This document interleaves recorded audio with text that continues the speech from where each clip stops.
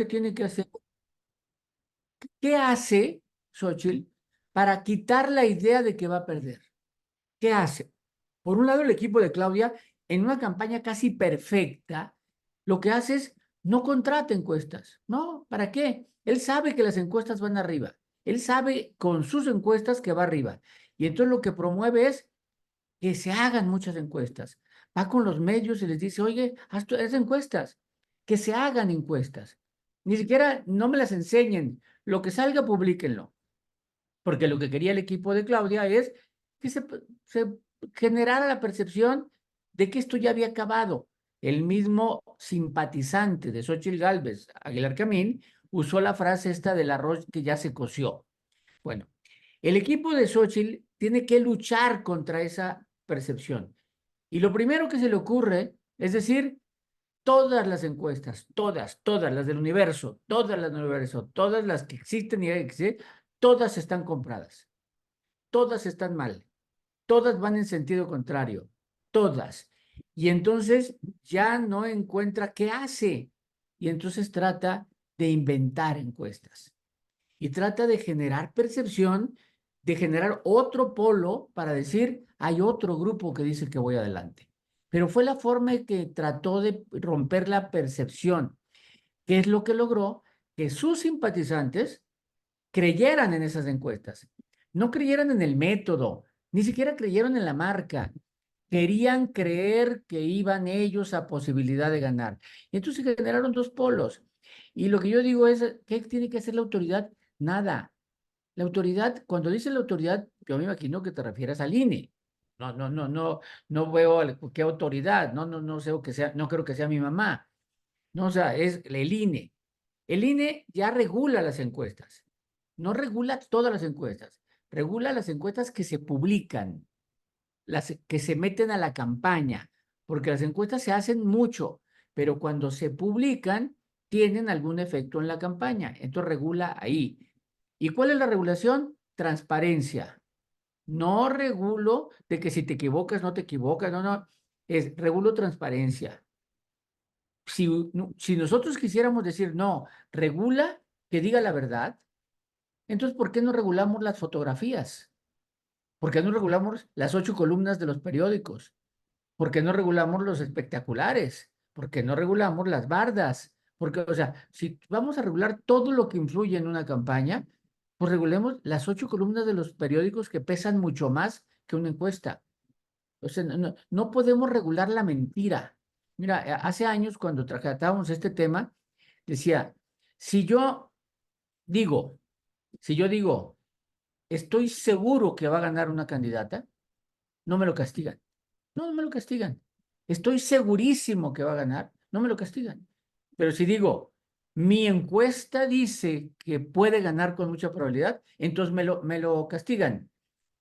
¿Por qué? Porque no di la mentira que quieras, pero no le pongas número.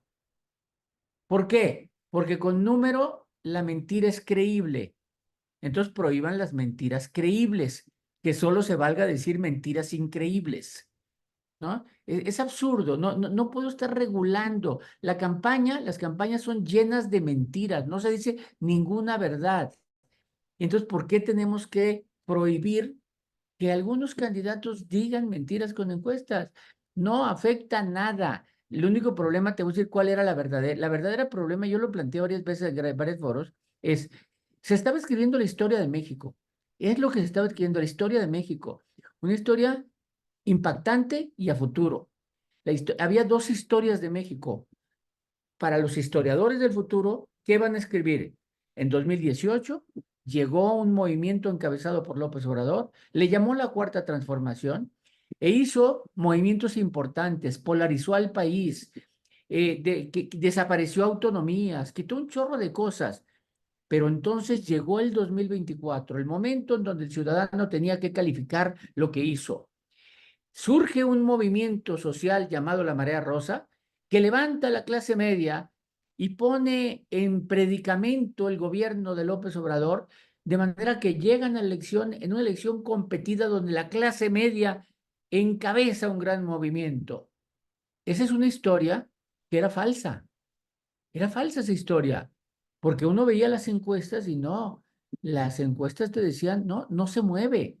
La ventaja que tiene este movimiento 4T es apoyado totalmente por el pueblo, de manera que López Obrador gana una elección y el pueblo le ratifica su triunfo.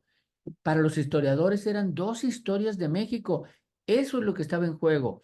Pero sí, yo creo que respondiendo corto a lo que dices, la autoridad no puede hacer nada más de lo que ya hace. Nada más. Los tramposos son los políticos, ni siquiera los encuestadores. Los tramposos son los políticos. ¿Por qué contratan encuestas? Para que les digan mentiras. Oye, y los políticos y los estrategas, que son el intermediario entre el político y el encuestador. De acuerdo. Roy, ahorita que tocas el tema, en un poco adentrándonos al análisis de esta radiografía de los votantes, que ya se han publicado algunos datos muy interesantes sobre, pues, demográficos, ¿no? De la ventaja que tiene Sheinbaum versus lo que consiguió Xochitl y que mayoritariamente ella gana en todas las edades, todas las profesiones, todos los niveles socioeconómicos, incluso el nivel socioeconómico medio alto, ¿Sí? bueno, ahí se rompe un mito, ¿cierto? Donde por mucho tiempo quizás muchos medios y comentocracia decían que las bases o el apoyo de López Obrador venía mucho más de estas clases media baja, etcétera. Entonces, se rompe este mito. Aquí vienen dos preguntas específicas para ti, Roy. ¿Tú a qué qué tanto peso real le atribuyes a los programas sociales y que tuvieran que ver con este tsunami de apoyo que hubo con Claudia, los programas sociales como tal? Sí. Y dos, ¿qué otras variables identificas tú de valor que hayan motivado a este voto? Porque no pueden ser las únicas. Mira, voy a responder. Si quieren checar los demográficos en la página de mitowski.mx está un documento completo preliminar. Pronto se va a publicar el definitivo. Lo que hay publicado ahorita es capturando algo de las encuestas de salida, no todas. Algunas se capturaron ya y se sacaron en preliminares. Con López Obrador, que López Obrador también ganó por muchísimo, también ganó López Obrador entre todos los segmentos, entre todos, geográficos, escolarizados, de ingreso, de edad, sexo. Ya lo había hecho López Obrador con una característica. Entre la población de más escolaridad es donde más ventaja tenía López Obrador, porque era la gente que quería sacar al PAN y al PRI, estaba harto de la corrupción y sí quería un cambio en el 18. Bueno. Cuando se llegó a este momento, se pensaba que la clase media y alta no iba a conservar la ventaja de la 4T. ¿Por qué? Por la marea rosa. ¿Quién salió en la marea rosa? La clase media. Y entonces te decían ellos, la clase media está contra López Obrador. Bueno, entre la clase media gana Claudia. Solo entre la clase alta, ya no en la media alta, en la alta empatan a 3 décimas, es decir, empatado. Pero no hay ningún segmento donde claramente gane Xochitl, no hay ningún segmento. Los jóvenes, los jóvenes durante todo este siglo, todo el siglo, habían votado por el cambio, habían votado por Fox, habían votado por López Obrador en el 2006, por Peña en el 12, por López Obrador en el 18, siempre por un opositor. Bueno, hoy los jóvenes votaron por la continuidad. Es contraintuitivo. Los jóvenes siempre votan por el cambio y en esta votaron por la continuidad. ¿Por qué? Porque la oposición no logró posicionarse como el cambio. Entonces, lo que yo hago es, fíjense, nada más la genialidad que hizo López Obrador durante toda su gestión a través de la mañanera. Él sabía de la propensión al cambio que venía, pero él planteó una guerra entre dos corrientes. Una se llamaba transformación y la otra se llamaba conservadores. Resulta que la conservación, que es sinónimo de cambio, representaba la continuidad. Y los conservadores, que es sinónimo de estabilidad, era realmente la alternancia. Entonces regresó, él al ponerle el nombre de la transformación y de conservadores, se apropió del cambio, se apropió y entonces él representaba el cambio. en la lucha contra los poderosos cuando él era el poderoso. Es una genialidad. López Obrador es una genialidad y es un fenómeno que va a llevar libros y libros del análisis de su lenguaje. Bueno, pero ahora voy a la pregunta, programas sociales. Primer día de campaña. Primer día de campaña.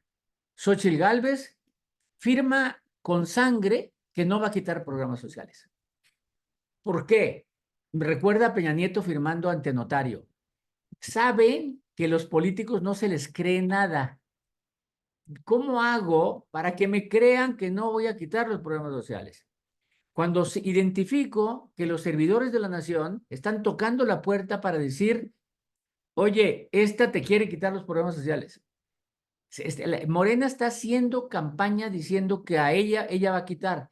¿Cómo hago para decir, no es cierto, no los voy a quitar? No le creen. Entonces va y firma con sangre. Camina, sigue investigando y la gente sigue pensando que va a quitar los programas. Y entonces llena el país de espectaculares con los colores del INE diciendo no va a quitar los programas sociales. O sea, hasta hace un plagio de colores y de logo. Se los piden que se baje, pero lo que intentaba ella es decir, no los voy a quitar. Después va y denuncia ante el tribunal a Morena por estar diciendo que los va a quitar. Solo posicionaba el hecho de que los iba a quitar.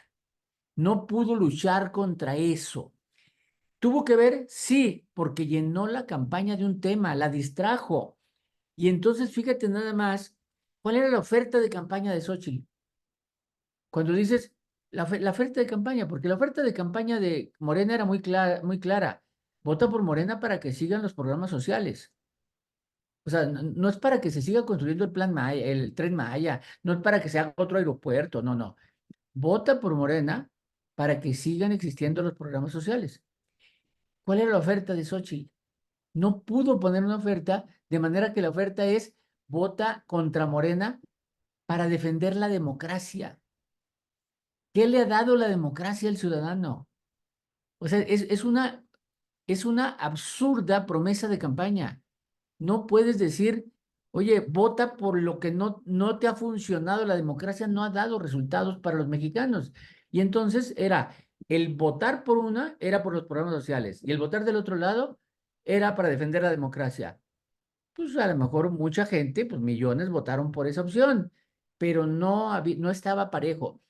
Los programas sociales tuvieron mucho que ver en la campaña. Ahora, una vez dicho esto, los que no reciben programas sociales, también ganó Claudia por 10 puntos. Entonces, cuando dicen ganaste solo por los programas sociales, es simplificar mucho el discurso. No puedes decir que ganó por los programas sociales. Si a mí me dices, ¿cuál es el principal factor de triunfo de Claudia Sheinbaum? El principal factor de triunfo se llama la mañanera. Así se llama, la mañanera.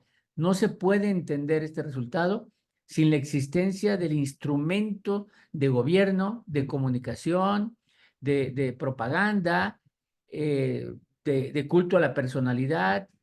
El instrumento de la mañanera es un instrumento de genialidad y el presidente lo usó al tope hasta el último día antes de la campaña. Eso fue el principal factor de la victoria de Claudia Sheinbaum. Aquí, Roy, pareciera, y como bien lo señalas, y aquí sí quiero entrar a profundizar un poco en temas de comunicación y estrategia, que la oposición, como bien lo dices, apostó a, pues quizás detonar esta emoción, este miedo también, ¿no? A decir, vamos a perder los valores de la democracia, vamos, y se fueron por la vía del miedo en muchos sentidos, ¿no? Ahí lo empezaron a bajar, en que nos iba a ir mal si continuaba la 4T, iba a ser el autoritarismo, etcétera, etcétera, que pues muchos de los elementos siguen, digamos, hablándose después de los resultados electorales y que siguen presentando escenarios catastróficos ya ahora con resultados después de que se obtuvo la mayoría calificada en casi la mayoría calificada en las dos cámaras. Ahí te pregunto, Roy, ¿fue un error de estrategia, de diagnóstico, el hecho de que la oposición hiciera su diagnóstico basándose en las mismas debilidades de siempre, es decir, en decir, la inseguridad es el gran tema, Lo sabemos, lo conocemos, es la agenda pendiente más importante del gobierno de Andrés Manuel López Obrador y le vamos a hablar a los desencantados de Andrés Manuel López Obrador. En esta dinámica, entrando a esta dinámica, ellos mismos de hacer un referéndum sobre la figura del presidente que es altísimamente aprobado. Entonces, caer en este juego, continuar este juego en términos de estrategia, además de que, como lo señalas, ¿no? La democracia pues no nos ha dado nada nuevo en este sentido. ¿Qué crees que en términos de mensaje y de estrategia fue un error garrafal a lo que recurrió la oposición? Mira, yo creo que no tenía de mucho para dónde hacerse. El presidente planteó que era un plebiscito, se la jugó y dice es un plebiscito sobre mí, prácticamente era una ratificación o revocación de mandato. La oposición lo compró y dijo, ok, vamos a evaluarte a ti, vamos, pero no te evaluemos a ti tu figura, evaluamos tu gobierno. Y entonces la oposición dijo, olvídense del presidente, es su gobierno, vamos a ver el resultado en salud, vamos a ver el resultado en corrupción, vamos a ver el resultado en seguridad, sobre todo en seguridad. Y entonces la oposición sí planteó ese esquema. La verdad era que prácticamente el piso de los votos de Claudia Sheinbaum eran gente que aprobaba a López Obrador. Y entonces Claudia, lo único que tenía que hacer era defender al gobierno de López Obrador, ir por el segundo piso de la Cuarta Transformación y cualquier cosa que le preguntaran, defender a ultranza porque tenía que conservar esos votantes. No se iba a pelear nunca con López Obrador porque ahí estaba la base de sus votos. Pero también del otro lado, la base de los votos de Xochitl no era, no votaban por ella por simpática, por fresca, por vender gelatinas, no votaban por eso. Votaban por ello, por ella, porque no querían a la Cuarta Transformación y no querían a López Obrador. Entonces, sabiendo que ahí estaban sus votos y que además ya estaba polarizado el país, era muy difícil hacer que alguien que no quiere la 4T fuera a votar por la 4T. Y era muy difícil decir a alguien de la 4T, lo voy a convencer de que vote por Xochitl. Ya estaba muy difícil. Entonces su jugada, la jugada fue la participación. Es, si yo hago que todos los que están en contra de López Obrador se presenten a la urna, ganamos. ¿Cuánto es? 40%. 40% está en contra de López Obrador. 40% son 40%, 40 millones de mexicanos. Si todos votaran, si todos, gana Xochitl. Es imposible que todos voten, pero esa era la lógica. Entonces, la chamba de Xochitl es hacer enojar a las víctimas, hacer enojar a las que les quitaron estancias, hacer enojar a las que se les murió una víctima por el COVID, alguien por el COVID, hacer enojar a las madres de desaparecidos, a los papás de los niños con cáncer, a los cineastas, a todos los que hayan sido víctimas de las políticas de López Obrador, hablarles a ellos y decirles enójense y vayan a votar. Muy difícil era. Yo te diría que fracasó. Xochitl Gálvez no fue efectiva, no fue efectiva. Dio muchos tumbos, tuvo muchos problemas. Yo te diría, aceptado incluso por ella, ¿cuáles eran los principales problemas que tuvo? Primero, la percepción de que quitaba programas sociales. ¿Y de dónde? Pues porque lo dijo Fox, porque ella alguna vez lo dijo, y por lo insinuaron, y de que Chiapas en el sur descansan. O sea, todo estaban pagando una culpa y generaban la idea de programas sociales. Momento difícil para ella, lo del hijo. Momento difícil para ella. Entonces, uno va bien, lo de la bandera. Momento difícil, cuando dijo que si a los 60 años no tienes una casa, eres un fracasado. Todos esos momentos difíciles no se los generó la oposición, se los generó su campaña. O sea, no hay nada de que me inventaron algo del otro lado. Los momentos difíciles fueron generados por ella. Entonces ella tuvo que luchar contra su misma campaña, una campaña descontrolada con los partidos políticos. Los partidos políticos no la ayudaron, ella no controló las listas de diputados y senadores, las nominaciones en los estados, en los municipios. Los partidos estaban peleados en los estados, Coahuila separados, Tabasco separados, Yucatán separados. ¿Qué hacía? ¿Ella tenía influencia en la campaña de Marco Cortés del PAN? No. Con Alejandro Moreno, no. Era totalmente una campaña que va a quedar en la historia de una mala campaña. A diferencia de la de Claudia, que es casi, casi de librito, no se le encuentra un error, la de Xóchitl fue una muy mala campaña, tal vez peor que la de Anaya, tal vez peor que la de Josefina, que ya es mucho decir, ¿no? Pero no va a quedar en la historia para estudiarlo, ni nada que pudieran haber hecho las gentes que trabajaron ahí. Pues que, acuérdate nada más cuando empezaron la precampaña, que dijo que iba a tener una vocera de inteligencia artificial, una vocera, y que iba a usar la inteligencia artificial. Terminó la campaña y todos estamos esperando qué hicieron con inteligencia artificial. No hicieron nada. No, yo creo que va a quedar como una mala campaña. Aquí sí hacer un paréntesis porque en Canvas muchos de los contenidos que tienen nuestros programas van alineados a eso, justamente decir, el asunto de las improvisaciones es esto, es la consecuencia de darse tropezones, raspones innecesarios absolutamente en una campaña que no podía correr riesgos de esa magnitud y que constantemente vio por dichos, por publicaciones y por este tipo de tropiezos, vimos como mucha gente se desvinculaba de Xochitl, decía, no, esa canción yo no la hice, no, Starbucks sale y dice que no creó esta campaña y que no apoya a ninguna candidata, etcétera. Entonces, ¿qué necesidad de estar haciendo ese tipo de cuestiones y ponerse en este tipo de predicamentos? Me gustaría aquí retomar dos preguntas, Roy, Oye, nada de... más, fíjate el error sus voceros, la falta de preparación de sus voceros. Mientras ella trataba de decir que no va a quitar programas sociales, sus voceros, cuando iban a defenderla después de los debates o algo así, a los programas sociales le llamaban dádivas. Le decían, no, es que las dádivas que reciben, a ver, espérate, imagínate a un ciudadano diciéndole, ¿cuál dádiva? Me la quiere quitar. O sea, es un derecho que tengo. Mientras alguien dice que tengo derecho, el otro dice que son unas dádivas. O sea, falta de preparación de sus voceros. No había coordinación para nada en la campaña. Lo que me lleva a dos preguntas del público, Roy. Liliana, van vinculadas, ¿no? Liliana dice, desde tu perspectiva, los partidos y los líderes nacionales y locales, así como los candidatos, dejaron sola a Xochitl, esa es la primera, y la segunda es, si tú consideras que, que Xochitl se haya alejado de los partidos políticos presentándose como una candidata ciudadana, ¿le ayudó o le restó?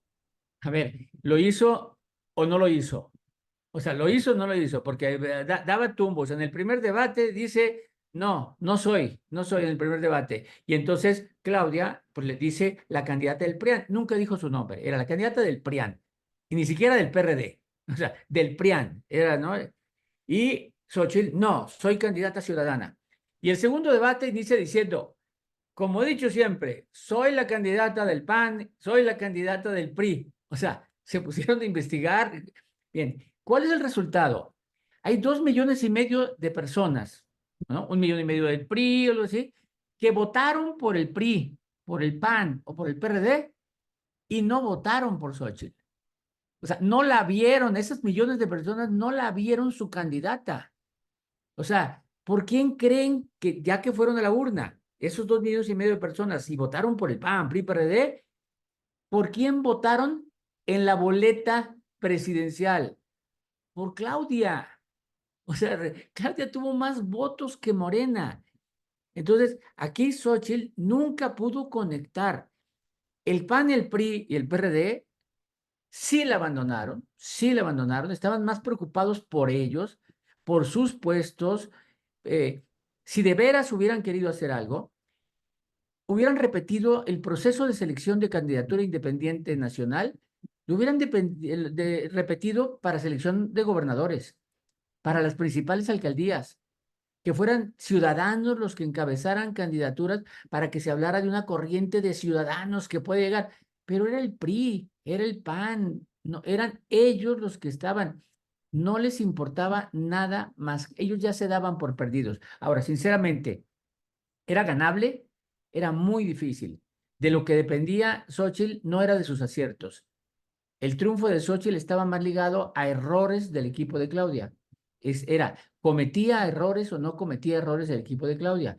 Y cuando uno voltea para allá, pues a lo mejor en algunos estados se cometió errores, a lo mejor algo en Veracruz, a lo mejor, o sea, a lo mejor Morena cometió errores en, en San Luis, en Puerto Vallarta, pero no cometió errores a nivel nacional, la campaña nacional. De repente, en los análisis que hacíamos durante la campaña y que mencionábamos y que los publicábamos, le cargábamos mucho la mano a Claudia, a Xóchitl, mucho la mano. Y de Claudia no decíamos nada. Claudia no hizo nada y no le cargábamos la mano. Pero es que la que era responsable de hacer algo era Xóchitl.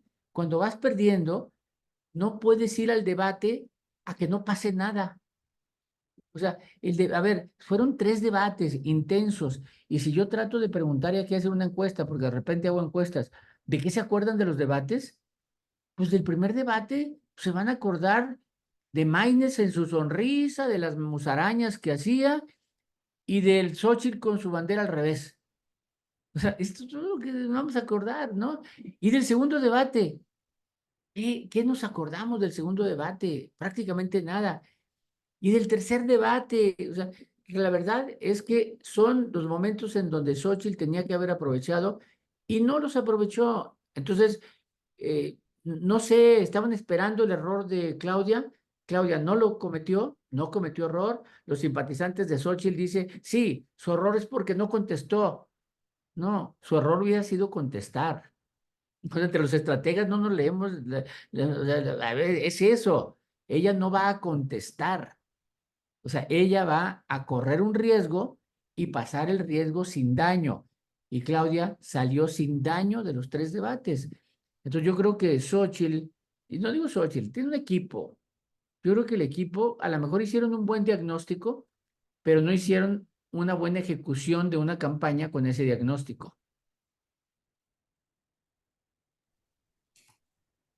Tras los resultados, Roy, queda una oposición dividida, reducida en muchos sentidos. Hemos escuchado las declaraciones de Alito Moreno, Marco Cortés, dirigentes de PRI y PAN. PRD, pues ya no lo mencionamos porque ya hablamos que pierde su registro.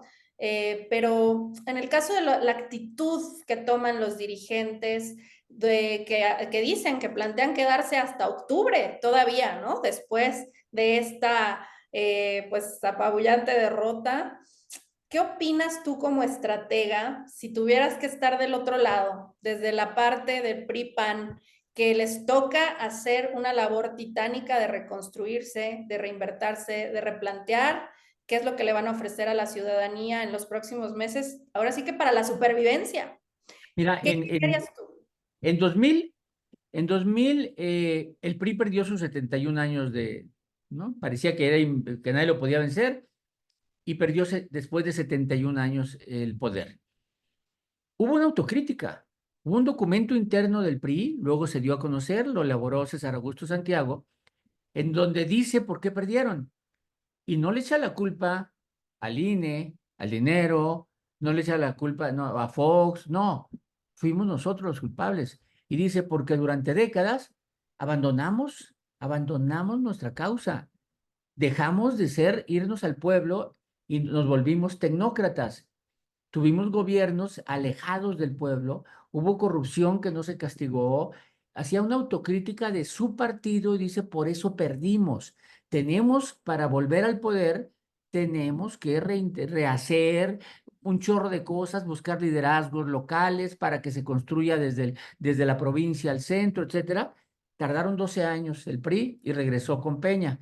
Luego resultó peor, se fueron después ya por corruptos, pero tardaron 12 años. Eh, Ahorita, ¿qué reflexión están haciendo? A ver, la reflexión es, ¿nos premiamos? Porque no nomás van a ser senadores. Espérate, van a querer ser los coordinadores de los senadores. O sea, el poder no lo quieren dejar y van a querer dejar a sus cercanos.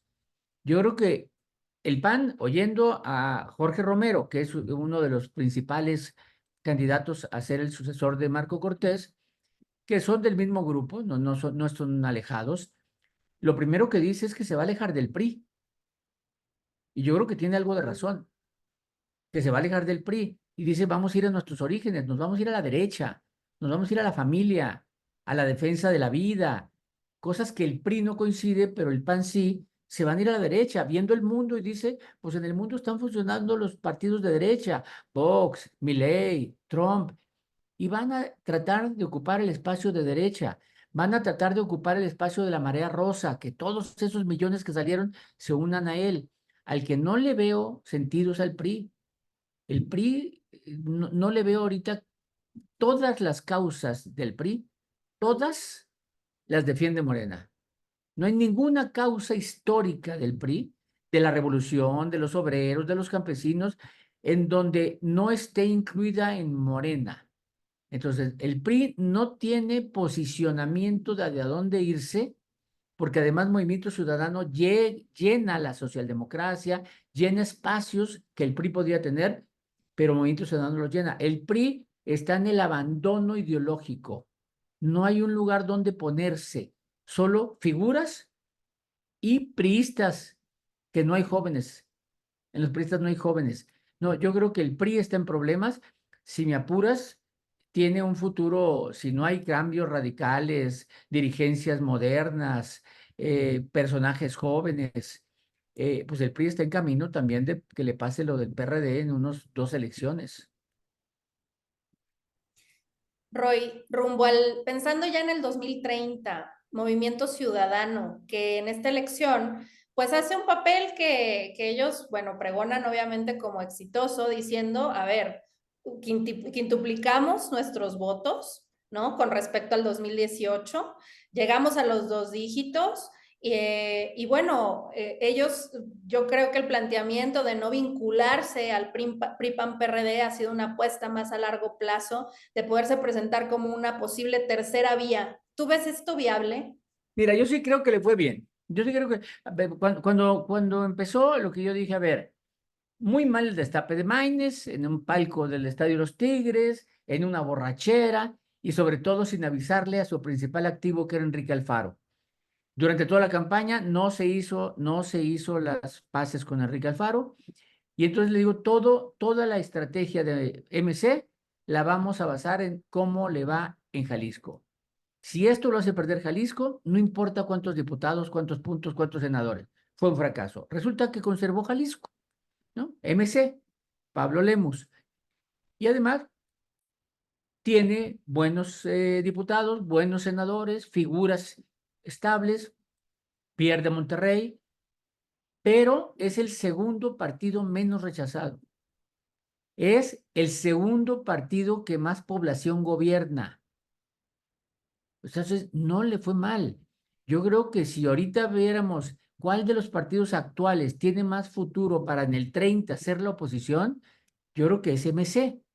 MC al final pregona diciendo, eh, que sacó más votos que el PRI, ¿no? Para empezar. El PRI se volvió la cuarta fuerza en el, no, bueno, la cuarta fuerza en el Congreso en diputados y la quinta, no, la cuarta fuerza en votación y la quinta en el Congreso. O sea, a ese nivel se quedó el PRI.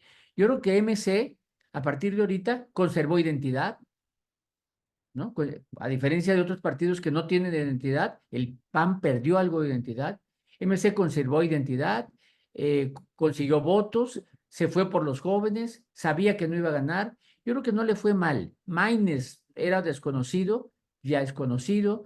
¿Qué figuras tiene para el 10, para el 30? Pues tiene a Colosio, tiene a Samuel, tiene a mujeres, tiene a Ivonne Ortega, Pati Mercado, Amalia García, tiene a otros hombres. O sea, yo creo que mientras no sea Dante, que no puede Dante representar la nueva política, yo creo que hay muchas gentes que pueden ser buenos de MC. MC hoy tiene más futuro que el PAN y más futuro que el PRI. De acuerdo. Con efecto, Roy, el efecto que se produjo posterior a los resultados de las elecciones con el nerviosismo en los mercados, por el tema de las reformas constitucionales, la volatilidad que ha habido en el peso en estos días, que pues ha estado en la agenda mediática de manera sostenida. Con esta situación que se ha venido dando, ¿cómo explicas la alta popularidad de AMLO y esta alza que has presentado, que ha venido siendo consistente en los últimos días en la popularidad? Mira, te lo voy a decir así. Esta semana es la semana donde mejor le va al presidente de popularidad. No es la más alta, pero sube prácticamente 5 puntos de popularidad en una semana. En ninguna semana de este sexenio había logrado 5 puntos en una semana. Son 6 puntos y medio desde la elección. En 12 días, 6 puntos y medio. Increíble. ¿Y a qué se debe? Como en algún momento del sexenio lo dije, es mientras la oposición se pelean entre ellos, López Obrador juega solo. El dólar, sube el peso del dólar. ¿Cuántos mexicanos utilizan al dólar? No, o sea, ¿cuántos mexicanos? Que si no, que si la bolsa de valores cae, ¿qué le importa al pueblo, al que llama López Obrador el pueblo? ¿Qué le importa el valor de la bolsa? Le importa que le llegue su programa social. O sea, no es la gente preocupada, sabiendo que es importante, son un segmento muy chiquito que no votó por López Obrador. Y esos se están tratando. Y entonces López Obrador dice, pues lleguen hasta donde quieran. Miren, las reacciones económicas no tienen que ver con el triunfo de Claudia. Ese lo tenían descontado. Las reacciones tienen que ver por la mayoría calificada y la intención abierta de modificar el Poder Judicial. No solo el Poder Judicial, el Poder Electoral, los dos. Pero el Poder Judicial, ahora, se va a modificar. No tengan la menor duda. El presidente traía eso como idea. Quería dejar a Saldívar para que lo hiciera. Propuso en febrero que había que modificar, hasta dijo cómo. Tiene el poder de los votos, tiene el tiempo para hacerlo y tiene las ganas de hacerlo. Lo va a hacer, lo va a hacer. ¿Eso es bueno o es malo? Pues apenas que creamos que el sistema judicial es muy bueno, decimos va a ser muy malo. Pero actualmente los ministros, ¿cómo se nombran? Los ministros los nombra el presidente. O sea, Lenia Batres es decisión del presidente ponerla. Entonces, el sistema actual de nombramiento de los ministros es el que el presidente quiera. Se va a hacer a mano alzada, se va a hacer una consulta, se va a hacer una votación. ¿Quién va a ganar? Los que el presidente quiera. O sea, es lo mismo lo que va a pasar y vamos a estar confiando en que los jueces lo hagan bien. Entonces, para mí el truco es el requisito para ser juez más que la forma en que se eligen.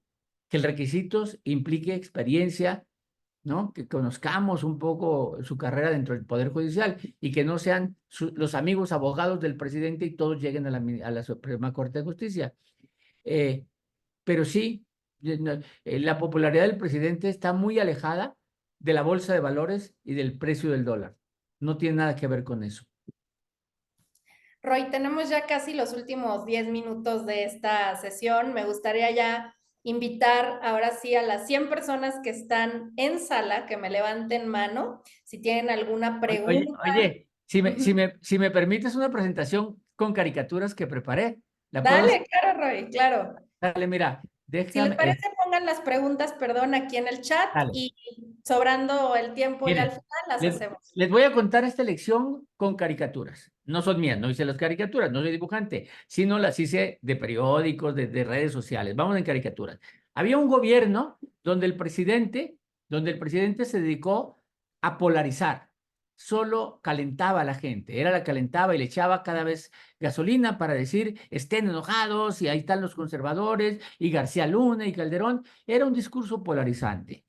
Entonces todo iba en esta polarización, así fue el gobierno. Cuando surge una señora que toca la puerta y que no le abren en Palacio, y ahí está una señora, cuando la oposición parecía que no tenía candidato, surge esta señora, ábranme, no la reciben, y empieza entonces a aparecer como candidata. Eh, de repente a esa candidata, pues la inflan. Y entonces llegan los opositores a López Obrador y la empiezan a inflar como la gran candidata que puede llegar a ser. El presidente usa la expresión incluso que se va a desinflar. Pero por un lado es candidata ella, pero alrededor de ella son los mismos mapaches, ratas y dinosaurios.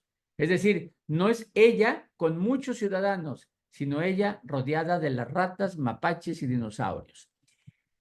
De manera que el presidente, usando la mañanera, se dedica a pegarle. Antes de que ella se venda como un producto del esfuerzo y con las gelatinas, el presidente dice, no, no nos hagamos. Esta es la candidata de los ricos, de los conservadores y del PRIAN. Eso para evitar que creciera. Todo eso vamos caminando. De manera que los partidos que no tenían más, pues la avientan al abismo. Tú vete para la vida. O sea, tú eres ya la candidata y vas solita. No vamos contigo. Ahí está. Y el PAN la avientan al precipicio. En ese momento, cuando ya hay candidata mujer y avientan a Xochitl, lo primero es que ya sabemos que va a haber una mujer. Ya es tiempo de mujeres y en ese momento sabemos que ya va a haber una presidenta de México. Empieza la campaña y empiezan la campaña a pedir el voto, etcétera. Empieza la campaña y empiezan las campañas sucias, las fake news, todo lo falso. Entonces ya la campaña, ya sabemos de qué viene acompañado. Y por otro lado, a tocar puertas todo el mundo. Entonces aquí usando una caricatura en donde digo que según yo, la elección es para castigar corruptos y me contestan, pues hemos de ser masoquistas porque está lleno de corruptos que están pidiendo el voto, porque eran los mismos que habían sido corruptos, ahora los que querían que votáramos por ellos. Xochitl con su discurso de yo no tengo partido y los partidos diciendo nosotros no tenemos candidata, lo cual es muy real lo que pasó. Los partidos no apoyaban a la candidata, mientras la candidata dice yo no soy de los partidos. Pues es muy normal cómo reaccionaban.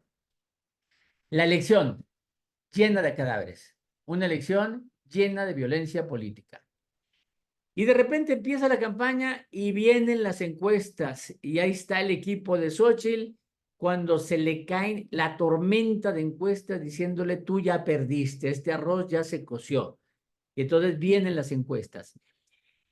Tan es así que las encuestas preguntaban qué opina del candidato del Movimiento Ciudadano y la gente decía, ¿qué es Movimiento Ciudadano? Nadie sabía que había algo de Movimiento Ciudadano. Y por el otro lado, aparece Fosfo para que conociéramos qué es Movimiento Ciudadano, qué es la verdadera propuesta de Movimiento Ciudadano, Fosfo.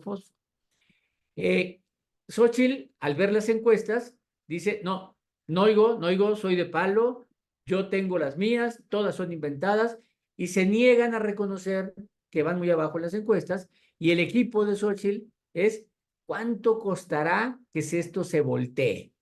¿Cuánto costará que las encuestas empiecen a voltearse? Y entonces, pues ahí tienen, todas las encuestas están vendidas. Jefe, tenemos una que vamos ganando. Por fin, una encuesta seria, profesional, objetiva. Cuando la verdad lo que hacían era que fueron al lugar en donde hay encuestas a la medida. Con nosotros usted siempre gana. Eran encuestas no reales, sino encuestas para que fueran ganando. Xochitl me acusa a mí, por cierto, de que estoy trabajando con Sheinbaum, me acusa, me calumnia, y yo no quise pelearme con ella, era una calumnia, pero públicamente me acusó. Empieza la campaña y es el único prácticamente equivocación, no error, cuando se le sale a Claudia decir, seguiremos con la corrup, y era con la transformación, ¿no? Se trata de explotar este lapsus que tuvo, que no tuvo mucho impacto, pero fue prácticamente el único error, y Xochitl con sus chicles, pegando un chicle abajo de una mesilla o entregándole el chicle a su asistente. Entonces, Xochitl con sus chicles no tenía mucho que hacer. Eran cosas de ella, no era campaña negativa. Xochitl quejándose con Claudia diciéndole, bájate de ahí porque estás montada en la popularidad de López Obrador y en los programas sociales. Las dos bases con las que Claudia iba adelante. Vienen los debates, ¿no? Maines tratando y peleándose las otras dos. Primer debate, Xochitl con una bandera al revés. Previo al primer debate, hubo unas filtraciones de su hijo borracho, ¿no? Ella, después del primer debate, dice, por fin, ya me conocen los mexicanos. Lo malo es que va bajando en las encuestas, o sea, no sirvió de nada el primer debate. Y el equipo de Xochitl diciendo, pues ya se enderezó, ya vamos a cambiar equipo, empezaron a cambiar el equipo. Nuestra candidata ya se enderezó, la bandera también se enderezó, el hijo ya se enderezó, la campaña ya se enderezó. Trataban de corregir a la mitad una campaña mal hecha diciendo, cambiaron funcionarios, incluso responsables de la campaña. Comete ahora otro error, Xochitl. Si a los 60 años no has podido hacer una casa, eres bien güey. O sea, no se lo pudo quitar. Sacaron de contexto sus palabras. Y empezó la guerra de las encuestas y cada quien con sus encuestas. Entonces, ¿en cuánto me sale una encuesta? Depende del resultado que quieras. Empezaron con las encuestas. Oiga, jefe, ¿cuántos puntos arriba lo pongo? Porque también, así como Xochitl buscaba tener encuestas, el otro equipo también buscaba tener encuestas más a modo. ¿Cuántos puntos arriba? Unos 70. No, mejor 60 para que se vea menos tendenciosa. O sea, en los dos lados tratando de generar encuestas falsas. De manera que las urnas ahora estaban llenas de encuestas. Las urnas eran llenas de encuestas. Estoy haciendo una encuesta titulada ¿Usted cree las encuestas? Y yo estoy haciendo una encuesta para ver cuántas veces me han encuestado. Siguiente debate. Xochitl en un lavadero, cuando le dijo que no creía en Dios, cuando le dijo narcocandidata, Xochitl tratando de sacar de quicio a Claudia y Claudia sin voltearla a ver, sin perder la sonrisa, viendo las cámaras, no le hizo caso y Maynes sorprendido, las caras de sorprendido de Maynes. De manera que salen del debate, Claudia feliz, no se mueve, comiendo palomitas, y el barco de Xochitl se hunde. ¿Qué hace entonces el equipo de Xochitl? Tratan de levantar falsamente las encuestas. Falsamente las encuestas se tratan de levantar para decir sí podemos ganar. De manera que circulan este tipo de cosas en donde Xochitl, montada en las encuestas de las dos empresas que dices, Gladys, dicen ya le estamos alcanzando a Claudia montado en las encuestas falsas. Meten en ese momento, meten un falso debate sobre metodología, que si la metodología por Robocall, de rebote de online, que si la metodología de viviendas, que si telefónica, de manera que ahora mucha gente no cree las encuestas. ¿Encuesta qué es eso? A mí no me preguntaron quién la pagó, cómo la hicieron. Entraron al debate de la metodología de las encuestas y al tema del voto oculto, de que las encuestas tienen un voto oculto, ¿no? Y entonces aquí está el encuestador, jura decirme toda la verdad, nada más que la verdad, o sea, nada más porque no me oculte su voto. De manera que las gentes dicen todo lo que no me favorezca son fake news, solo creo en mis encuestas.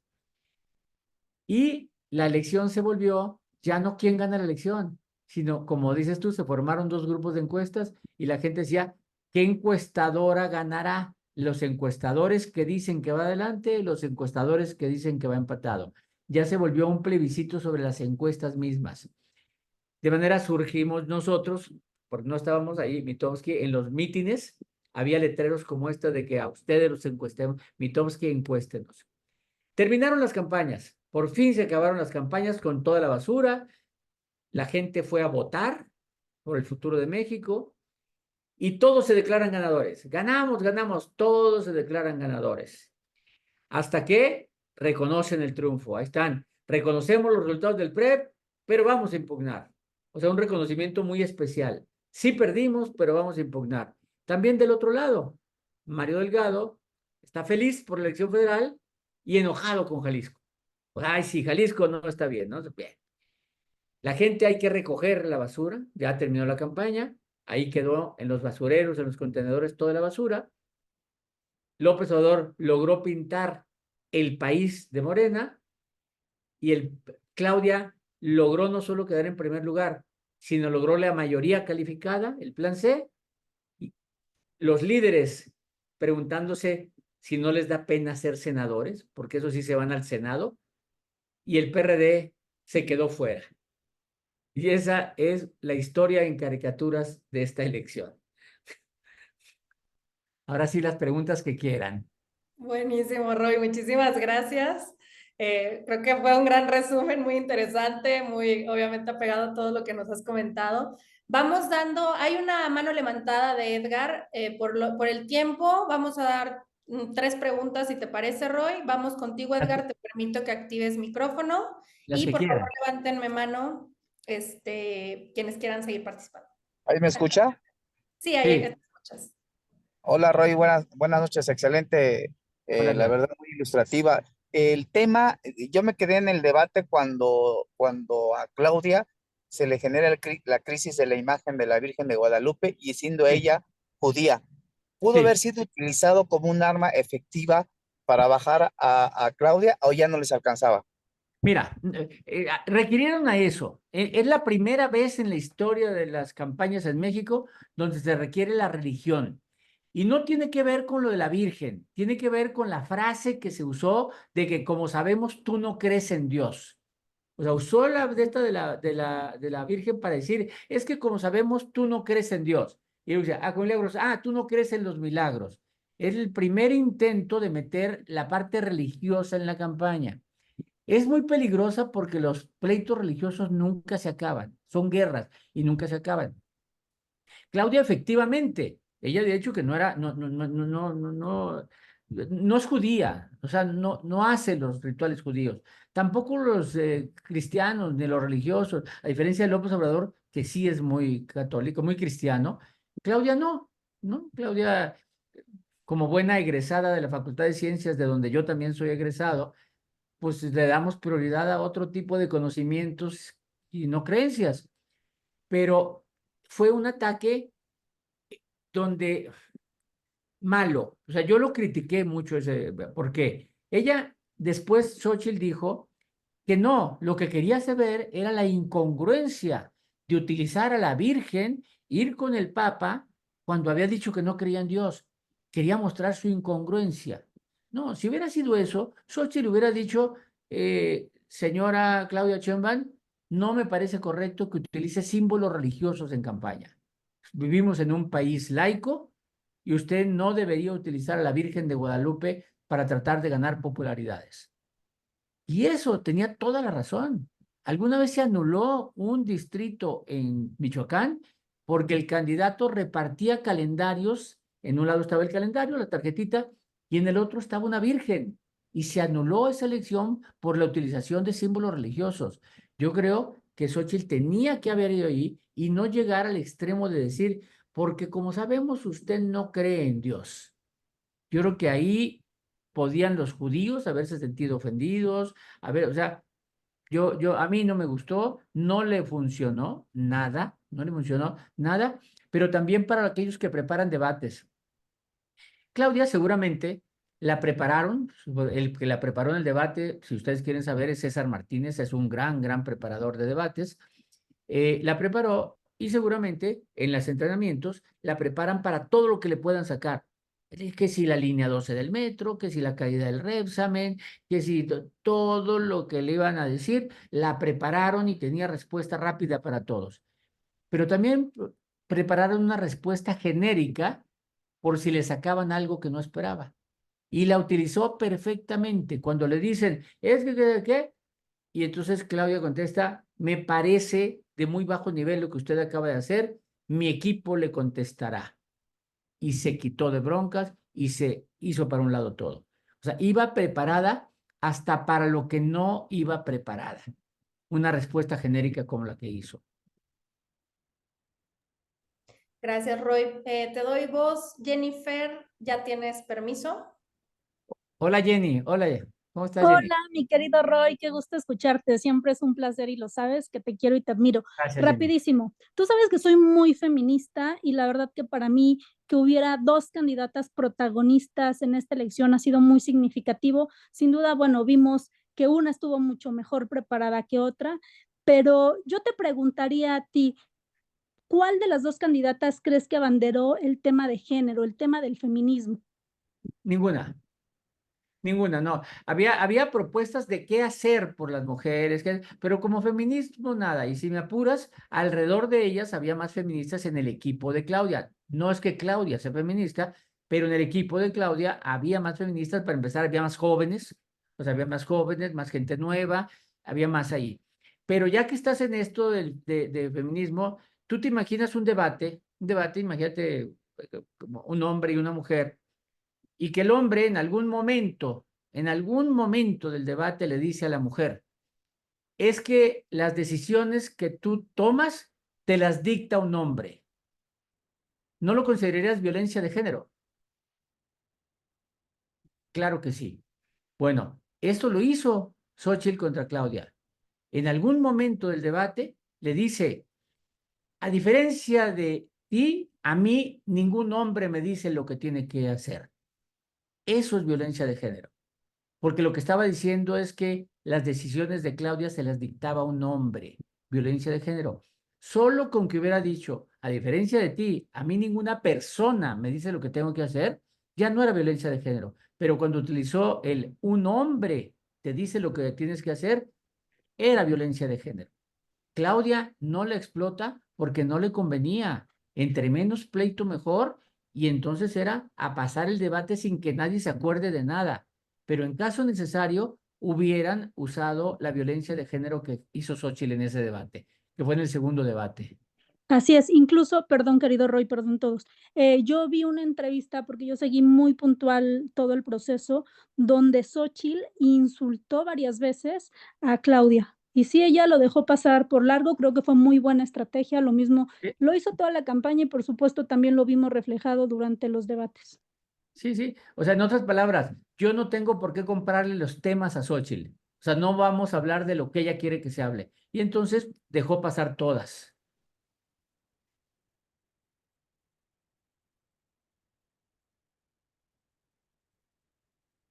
Eduardo Ortiz tiene la mano levantada.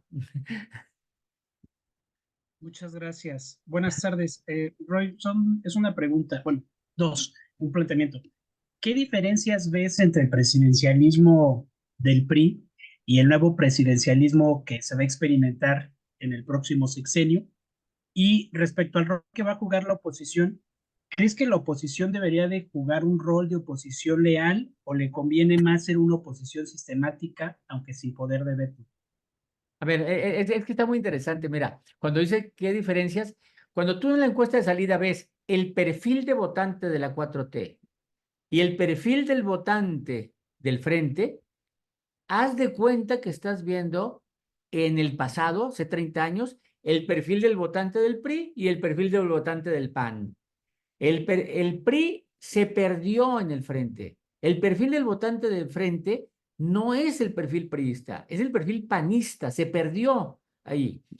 En cambio, en el perfil de la 4T, es el perfil que tenía el PRI. Entonces volvimos de alguna manera a esta dicotomía del PRI pensando en la centro izquierda contra el PAN pensando en el centro derecha. Entonces, cuando me dices qué se parece este autoritarismo, presidencialismo, centralismo, totalitarismo, como le quieras llamar, que todavía no sabemos hasta dónde llegue, porque hasta que Claudia gobierne sabremos cómo es, ¿a qué PRI? ¿Al PRI de Peña? No. ¿Al PRI de Cedillo?